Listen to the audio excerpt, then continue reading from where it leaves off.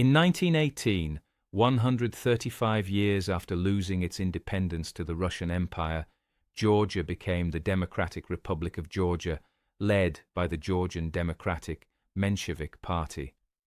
On May 7, 1920, Georgia entered the Treaty of Moscow, in which Russia recognized Georgia's independence in exchange for GDR not hosting foreign forces. The British forces stationed in Georgia left.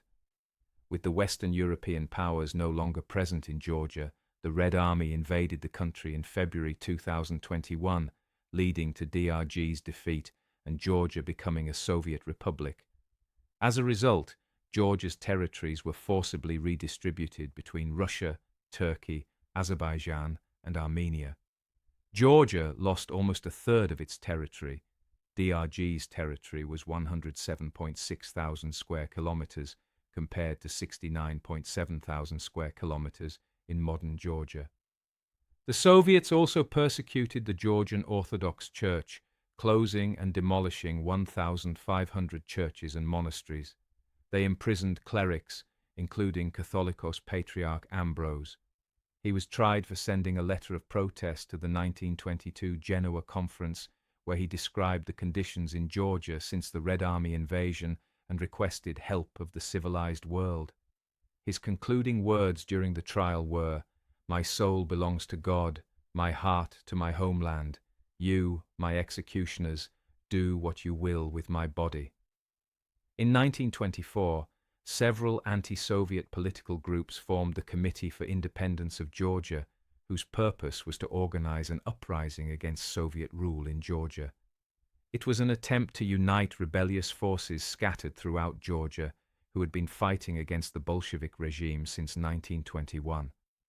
The Georgian branch of the Soviet secret police, Cheka, with its deputy chief Lavrenti Beria playing a leading role, managed to infiltrate the Damkom, short for Damuki de Blobis Komiteti, or Committee for Independence, and carried out mass arrests. One of the arrested leaders of the Menshevik Party, Valiko Jugeli, urged Cheka officials to allow him to inform his comrades that their plans had been discovered and advised them to abandon their proposed revolt, but Cheka refused. Jugeli's message still reached the rebels, but the conspirators decided that this might have been a Cheka provocation and went ahead with plans for the uprising. There are many indications that Soviet intelligence had been, at a certain level, implicated in provoking the uprising. The Cheka knew about the conspiracy and popular dissatisfaction with Bolshevik rule because it employed secret agents in local socialist circles. Instructed by Stalin and Orjonikidze, Beria and his superior, Kvantaliani, actually encouraged the rebellion so they would have a pretext for eliminating all political opposition and avenging personal scores with their former rivals in Georgia.